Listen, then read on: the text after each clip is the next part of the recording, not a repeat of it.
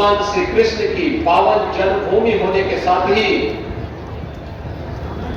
राधे रानी और भगवान श्री कृष्ण के लीला की भूमि भी है। भगवान श्री राम की जन्मभूमि अयोध्या में उत्तर प्रदेश में है।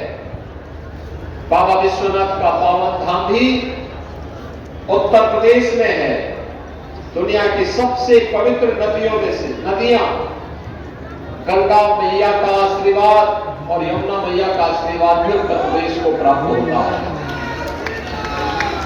सबसे बड़ा दुनिया का सांस्कृतिक आयोजन यह उत्तर प्रदेश के अंदर ही प्रयागराज में कुंभ के रूप में होता है। और हम सब इस बारे में जानते हैं, मां विंध्यवासिनी का धाम इस तरह से ही उस पवित्र स्थल का संबंध है, वह भी उत्तर प्रदेश में है। भगवान राम ने वनवास कालखंड में सर्वाधिक समय जिस भूमि पर व्यतीत किया था वह चित्रकूट भी उत्तर प्रदेश में है। और भगवान बुद्ध से जुड़े हुए सर्वाधिक पवित्र स्थल भी उत्तर प्रदेश में मौजूद है। भाइयों बहनों, भारत की पूरे वैदिक ज्ञान को लिपिबद्ध करने का कार्य जिस धरा पर हुआ था वह नैमिषारण्य भी उत्तर प्रदेश में है। और भागवत की पहली कथा भगवान श्री कृष्ण के ही परंपरा में उनके पौत्र को सुनाने का सौभाग्य जिस धरा पर प्राप्त हुआ था वह सुख तीर्थ भी उत्तर प्रदेश की धरती पर है। और उस धरा पर हम सबको न केवल जन्म लेने का बल्कि अपनी कर्म भूमि के माध्यम से यहां पर सेवा का अवसर प्राप्त होता है। स्वाभाविक रूप से पूर्व जन्मों के पुण्यों का यह संस्कार है। जिस एक प्रकृति को हम लोगों ने पकड़ा है, यहां पे बोर्ड ने नया बोर्ड का गठन होने और फिर कार्य की प्रक्रिया को आगे बढ़ाने में प्रारंभिक रूप में थोड़ी बहुत पहले प्रारंभिक समस्याएं रही होंगी क्योंकि नया बोर्ड गठित हुआ था। लेकिन भाइयों बहनों, बोर्ड ने बाद में अच्छा काम करना प्रारंभ कर दिया था। और मेरी आप सबसे अपील होगी, बोर्ड जब विकास के लिए कार्य कर रहा था, स्वच्छता के नए नए मानक प्रतिमान स्थापित कर रहा था, विकास की प्रक्रिया को तेजी के साथ आगे बढ़ाने का कार्य कर रहा था, बुनियादी सुविधाओं को आगे बढ़ाने का कार्य कर रहा था। मेरा तो मानना है अगर जगह जगह sewer connection, sewer line picture हर परिवार को सीवर लाइन का कनेक्शन उपलब्ध करवा दिया जाए, एसटीपी के साथ जब उसे जोड़ देंगे तो मथुरा, वृंदावन और उसके आसपास जितने भी हमारा पूरा जनपद है, इस जनपद का एक बूंद भी सीवर और ड्रेनेज यमुना मैया में नहीं, यमुना अपने आप ही अविरल हो जाएगी, निर्मल हो जाएगी। और हमारा प्रयास है आज यहां का नगर निगम नमामि गंगे परियोजना के माध्यम से तमाम एसटीपी में जो कार्य यहां पर किए गए, जो नाले टेप किए गए, सीवर को सब डायवर्ट किया गया, उससे जो इसके बाद पानी निकलता है उसको यहां पर हम लोग यहां की ड्रेनेज जो है उसको उपलब्ध करवाने का कार्य कर रहे हैं। और यहां पर ये सारे कार्य हो रहे हैं, यानी वहां पानी वेस्ट भी नहीं जाएगा, लेकिन यमुना जी में कोई गंदा पानी नहीं बहेगा। और इस अपेक्षा के साथ आज कार्य किया जा रहा है। सुंदरीकरण की नई नई परियोजनाओं को आगे बढ़ाया जा रहा है। विकास के बुनियादी कार्यों को आगे बढ़ाने के साथ साथ परिक्रमा पथ को सुदृढ़ किया जा रहा है, किसी को भी परेशानी न हो।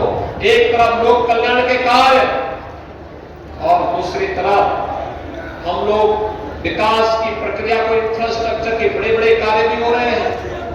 कॉमन मैन से लेकर के एक सामान्य नागरिक से लेकर के बड़े बड़े प्रोजेक्ट आज इस तीर्थ स्थल के विकास के लिए केंद्र और राज्य सरकार उपलब्ध करवा रही है। और इसीलिए इन सभी कार्यों में कहीं कोई बाधा नहीं आनी चाहिए। स्थानीय निकाय की संस्थाओं की बड़ी भूमिका होती है। हमारे प्रबुद्ध जनों को इस पूरी प्रक्रिया के साथ हमने इस स्मार्ट सिटी मिशन के अंतर्गत जो बाकी 7 नगर निगम बचे थे उसमें मथुरा वृंदावन भी था। हमने मथुरा वृंदावन को भी इसके साथ जोड़ा और मथुरा वृंदावन के साथ अन्य नगर निगमों को इसके साथ जोड़ते हुए अपने कार्य प्रारंभ किया।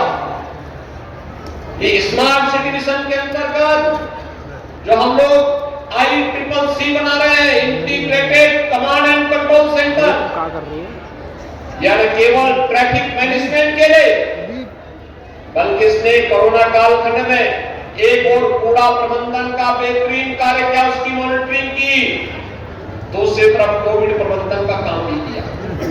कोरोना कालखंड में दो बार यहाँ इन सब ने मिलकर के टीम भाव के साथ एक एक व्यक्ति के जान को बचाने का कार्य किया। लेकिन टेक्नोलॉजी का उपयोग करते हुए कूड़ा प्रबंधन और कोविड प्रबंधन का कार्य हम लोगों ने ICCC के माध्यम से कर रहे हैं। और आज ICCC का उपयोग हम कहां करने जा रहे हैं? ICCC का उपयोग ट्रैफिक मैनेजमेंट के साथ साथ मथुरा वृंदावन और यहाँ के सभी तीर्थ स्थलों को सेफ सिटी के रूप में भी हर एक व्यापारी को, हर बेटी को, हर बहन को सुरक्षा प्रदान करने के लिए उसका उपयोग करने जा रहे हैं।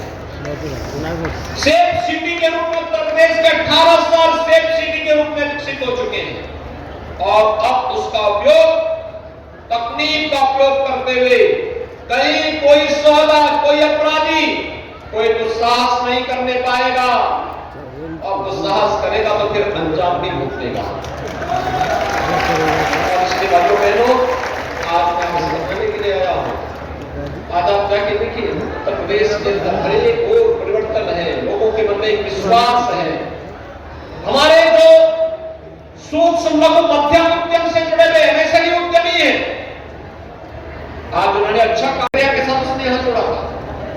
यहां पर तमाम मठ मंदिर है, वे करोड़ों श्रद्धालुओं को यहां आमंत्रित कर देते हैं।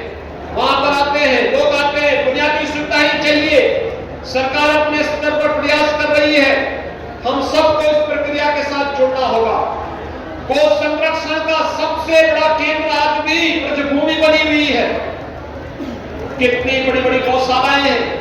गौ सेवा का कार्य 5000 वर्षों से ब्रजभूमि कर रहा है और आज उसे हमने बायोफ्यूल के साथ भी जोड़ने का कार्य किया है, नेचुरल फार्मिंग के साथ जोड़ने का काम कर रहा है।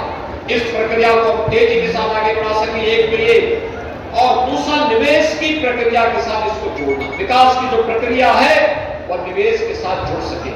मेरी यहाँ के उद्यमियों के साथ, व्यापारियों से, प्रबुद्धजनों से, समाज के उन सभी मानिंदों से मेरी अपील होगी, हम यहाँ पर भी हर एक सेक्टर में निवेश की संभावनाओं को तलाशें।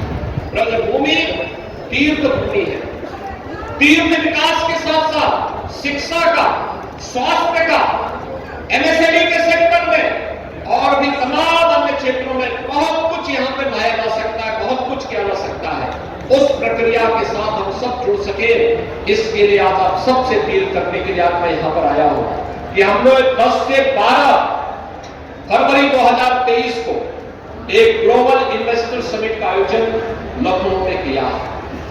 अभी से जनपद स्तर पर इस प्रक्रिया को आगे बढ़ाएं कि कौन कौन जनपद में कौन कौन सी संभावनाएं बन सकती है। अच्छा विश्वविद्यालय बनाना, अच्छा मेडिकल कॉलेज बनाना, अच्छा स्किल डेवलपमेंट का सेंटर बना देना, मंदिर और किसी तीर्थ स्थल के विकास के कार्यक्रम को अच्छा वहां पे टूरिस्ट फैसिलिटेशन सेंटर का या अच्छा धर्मशाला का निर्माण करना, अच्छे होटल का निर्माण करना या फिर किसी भी अन्य सेक्टर के कार्यक्रम को आगे बढ़ाने का कार्य। आज आप देखते होंगे जब यहाँ पर इलेक्ट्रिक बसें चलती होंगी, कितना शांति के साथ बस चलती है, कोई आवाज नहीं, कोई धुआं नहीं, यहाँ के विकास में योगदान दे रही है। इसमें भी निवेश की संभावना है। तमाम सेक्टर है जहां निवेश कर सकते हैं और इसके लिए मैं चाहूंगा हर एक सेक्टर में निवेश की अनंत संभावनाओं को आगे बढ़ाने की आवश्यकता